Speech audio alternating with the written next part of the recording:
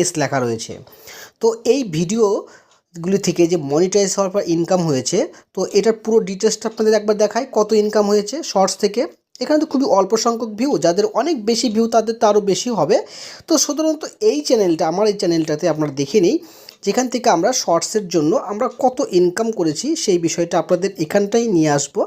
নিয়ে আসার পর এই যে দেখতে পাচ্ছেন এখানটাতে আপনারা বিষয়টা দেখে নেন যে কত হয়েছে। এখানে মাত্র এখানটায় দেখতে পাচ্ছেন আপনারা লাস্ট 28 দিনে 7 টাকা 33 পয়সা এখানে ইনকাম হয়েছে। এখানে 16,300 ভিউ হয়েছে। আর টোটাল রেটটা দেখাচ্ছে কত, 1000 ভিউতে আমাকে 45 পয়সা আমাকে দেওয়া হচ্ছে।